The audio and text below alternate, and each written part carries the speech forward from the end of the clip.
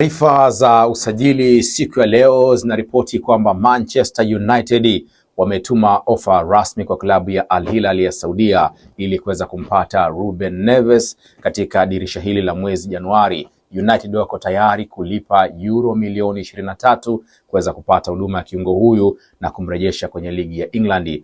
Pasina shaka Michael Carrick anahitaji kiungo mwingine wa kuweza kuiongezea ubora sehemu ya kiungo, lakini taarifa zinaeleza zaidi kwamba Manchester wataendelea na mchakato wao chini ya Ineos ya kutaka kupata kiungo wa kudumu katika dirisha kubwa la majira ya sama. Majina ya Adam Wharton, Elliot Anderson na Carlos Baleba yataendelea kuwa yakizungumzwa zaidi.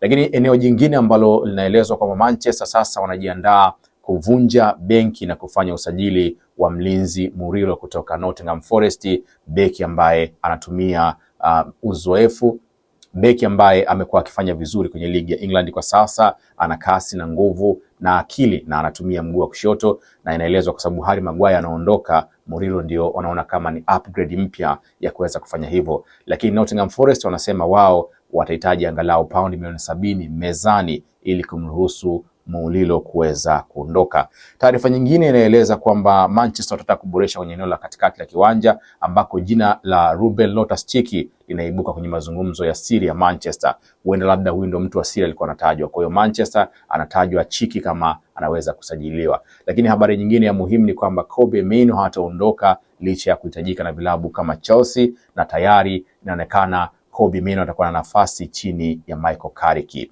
Swali ni kwamba je, dirisha hili la Januari kuna mtu anaweza akaingia ama ndio tetesi zitakuwa nyingi na tutarajii kuona mtu mpya? Usiache kusubscribe, kulike, kushare na kucomment kupitia hapa United Insider.